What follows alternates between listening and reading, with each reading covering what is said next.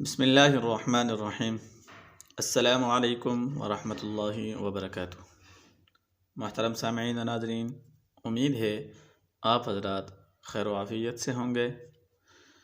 آج میں آپ حضرات کے سامنے رمضان المبارک کے آخری عشرے کے حوالے سے ایک خاص وظیفہ لے کر آیا ہوں۔ رمضان المبارک کا آخری عشرہ چل رہا ہے اور اس عشرے کے بارے میں حدیث میں آتا ہے، حدیث کا آخری ٹکڑا ہے وَعِتْقُهُ مِنَ النَّارِ، کہ آخری عشرہ جو ہے وہ جہنم سے آزادی کا ہے۔ رمضان المبارک کا پہلا عشرہ رحمت کا، دوسرا مغفرت کا اور تیسرا عشرہ جو ہے جہنم سے آزادی کا۔ حدیث میں آتا ہے اولہ رحمت و اوسطہ مغفرت و آخرہ عتق من النار۔ تو اس رمضان المبارک کے مقدس مہینے میں رحمت اور بخشش کو طلب کرنے کے بعد اب اس کا تقاضا یہ ہے کہ آخری عشرے میں جہنم سے آزادی مل جائے، کیونکہ اللہ رب العزت آخری عشرے میں جہنم سے آزاد کر دیتا ہے۔ تو ہمیں بھی چاہیے کہ ہم اس آخری عشرے میں کثرت سے یہ وظیفہ کریں اور دعا کریں، جس طرح ہم نے رحمت اور بخشش والے، مغفرت والے عشرے میں اپنے لیے رحمت طلب کی اور بخشش طلب کی، تو اسی طرح اس آخری عشرے میں بھی ہم نے جہنم سے آزادی کا یہ وظیفہ کرنا ہے، تاکہ اللہ تعالی ہمیں جہنم سے آزادی نصیب فرمائے۔ تو آج کا جو وظیفہ ہے وہ کیا ہے، بڑھتے ہیں اس کی طرف۔ اس سے پہلے آپ حضرات سے ایک چھوٹی سی گزارش ہے کہ آپ اگر چینل میں نیو ہیں تو آپ نے چینل کو سبسکرائب کر دینا ہے اور ساتھ میں بیل آئیکن کے بٹن کو بھی آپ نے دبا دینا ہے۔ تو بڑھتے ہیں اس وظیفے کی طرف۔ وہ دعا کیا ہے جو آپ نے رمضان المبارک کے آخری عشرے میں کثرت سے پڑھنی ہے؟ دن رات ہر نمازوں کے بعد، نماز دعا کی قبولیت کے ٹائم آپ نے ہر ٹائم اس دعا کو پڑھنا ہے۔ وہ دعا کیا ہے؟ اللہم اجرنی من النار، اللہم اجرنی من النار۔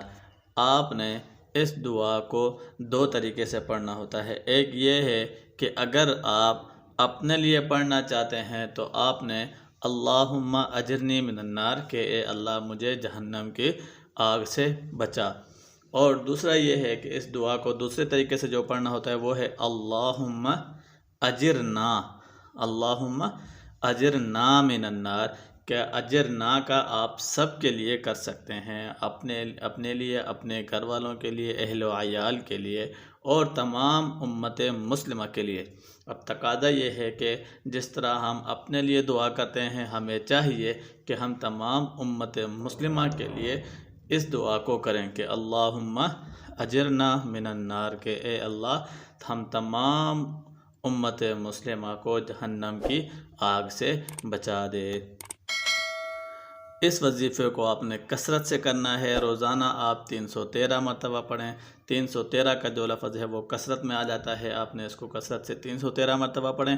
اگر آپ کی اس سے زیادہ، اگر آپ کی ہمت ہے تو آپ اس سے بھی زیادہ کثرت سے پڑھ سکتے ہیں۔ اور آپ نے رمضان کے بعد بھی روزانہ صبح شام 3 مرتبہ اس دعا کو پڑھنا ہے۔ اب آخری عشرے میں جو 3 باتیں ہیں وہ میں آپ کو بتاتا ہوں جو بہت ہی ضروری ہیں۔ وہ یہ ہیں کہ آپ نے ان آخری عشرے کی راتوں میں روزانہ رات کو حسب استطاعت صدقہ دینا، تاکہ ان 10 دنوں میں سے کوئی ایک رات شب قدر کی ہوئی تو 84 سال 84 سال تک صدقہ دینے کا ثواب ہے۔ یعنی حسب استطاعت آپ صدقہ دیں، کہ کوئی معلوم نہیں ہے کہ ان 10 دنوں میں سے کوئی ایسی رات جو شب قدر کی رات ہو اور رات میں آپ کا صدقہ ہو تو وہ ایک صدقہ جو ہے وہ آپ کو 84 سال تک لگاتار صدقہ دینے کا آپ کو ثواب ملے گا۔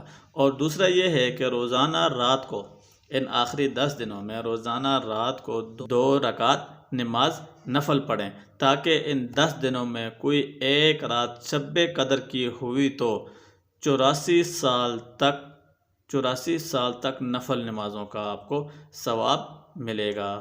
اور تیسرا کیا ہے کہ روزانہ رات کو آپ نے 3 مرتبہ، صرف 3 مرتبہ آپ نے سورۃ الاخلاص، قل هو اللہ احد اللہ الصمد لم یلد ولم یولد ولم یکن لہ کفوا احد، اس سورت کو آپ نے 3 مرتبہ پڑھ لینا ہے، تاکہ ان 10 راتوں میں سے کوئی ایک رات اگر شب قدر کی ہوئی تو 84 سال تک کے روزانہ قرآن مکمل کرنے کا آپ کو ثواب ملے گا۔ تو ہمیں چاہیے کہ ہم ان تمام باتوں پر عمل کریں اور کثرت سے عبادات اور نوافل اور صدقات دیں۔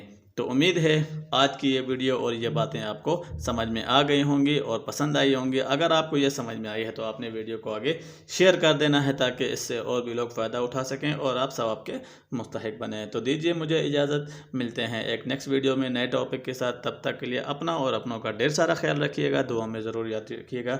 اللہ حافظ۔